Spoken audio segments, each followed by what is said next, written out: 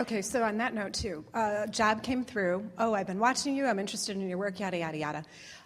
I need a price tag with it. Am I supposed to ask the universe for a price tag, or I make that assumption? It's doing a show, and I didn't put, I want X amount of money for it. Do I need to do that, or it's the show I wanted? Well, I still need to put food on the table. I still need to pay rent.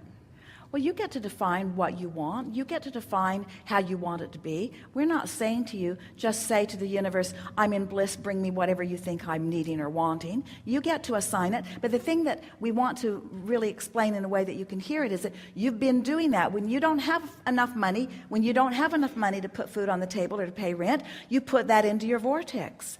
In other words, your vortex knows what you want because you've been putting that there incrementally as you've been living life, you see. You don't have to every moment get out your long list of things that you're asking for or demanding from the universe. It's all carefully organized. It's all carefully tended to, and every single piece of it is there for you.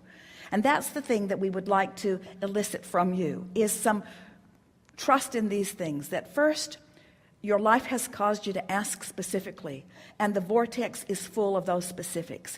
And next, everything that you want is making its way to you in the speed, or with the only limiting factor being the resistance that you find along the way. So if you can not now worry about what you've been asking for, because you've asked for it, it's done. It's sort of like when you know that Monday's the day that the garbage truck comes, and everybody in the family knows that, you shouldn't have to make a big deal out of this being the day that the garbage truck comes. Somebody ought to take the can to the curb. In other words, it's just something that is understood. And it's like that relative to the vortex. Everything that you've asked for, you don't have to keep asking and asking and asking and asking and asking. Because the vortex and the holders of the vortex are not like your children who you think need constant reminding that it's Monday, take the can to the curb.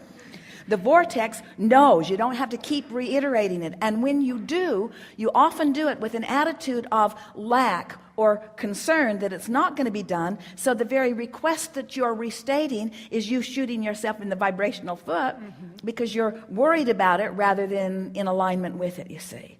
So if we can convince you that everything that you want and every fine nuance of it is in the vortex, and that the universe is tending to it, and that your singular work is to just chill out and allow it to be, if you would put your undivided attention upon the creation of this art that is so pleasing to you, that's the thing that, one of the reasons that it is very satisfying to us to visit with artists, musicians, who are also business people, because if we could convince them that the same alignment that was necessary for them to create their masterpiece is what's necessary for them to create the masterpiece called their business. In other words, you know that you can't be in a horrible, no good, terrible, very bad mood and make anything wonderful come out of you, whether it's lyrical or musical or artistic. You just can't. You got to be tuned in. You got to be, even the athlete, especially the athletes, know that they got to be in the zone. You can't be all bound up in something that's bothering you and be intuitive and aware of what you're doing, you see. And your business is just another form of creation. It's not separate. It's exactly the same requirement in order for the masterpiece of the business to come about. And you can't sweat the small stuff, and it's all small stuff. You can't nitpick over things that don't matter, and none of it matters.